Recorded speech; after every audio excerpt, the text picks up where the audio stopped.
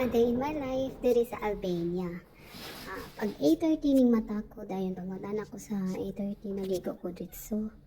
Pag man ako ligo before 9 o'clock, na mainit sa ko.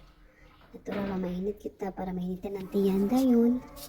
Pag man ako kaon, akong suroy sa park akong alaga. Kay malibang og manghihi siya. So ni suroy mi sa park at 11 o'clock, 11:15 siguro to. Ibalik na dito sa balay. Pag human, nandito na sad ko para paniudton ako. So karon, human naman tapang ito, ang akong class is manghinlo ko sa video game room. Sabi tawagan ni video game room sa ako ang 9-year-old. Dili ni siya nako alaga kay namo ko kauban nga Albanian, siya ang mubantay o mupakakon sa bata. Pero sa iyang mga rooms ako'y tighinlo. So ang ako ang tighinloan gyud is kaning ground floor o katong third floor. Sa second floor, sa first floor ang akong kauban ni Albanian. So twice a week ra ko maghinloan ni hanggang room kay usahay raman ang tao ani.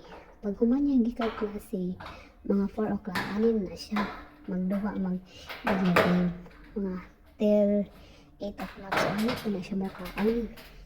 Ani na siya servant sa akong kauban og pagkaon. So taas pud ang oras sa way tao ani nga iyang rooms, dili ra jud siya hugaw. So ang akong gibuhat is ginlo og Merkulis o Sabado. Sa laing adlaw, laing sad nga room para dili bitaw pud ko kayo kapuyon kay sa usa lang ka room.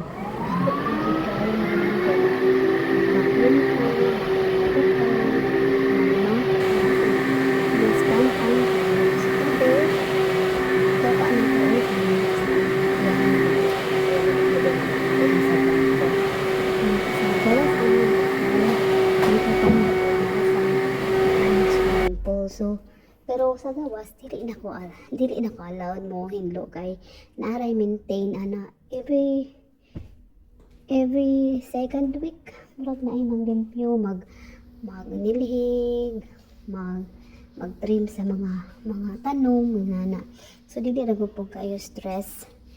Naay time ani nga magpa-general cleaning og mga company, as in maghinlo sa ceiling. So as a housekeeper nga kanang maintenance lang ba ang kuha ani trapo-trapo map everyday. Pero ang third floor good ang duha ka room sa ko ang amo o sa ilang anak na 9-year-old everyday gid na siya nako dustingan or hinluan ang CR kay everyday man sila naa. Pero kaning ubang rooms like this one video game room twice a week ra nya dali ra pud siya kayo kay di man siya tantong kuan kayo hinlo dito siya daan abog lang abog.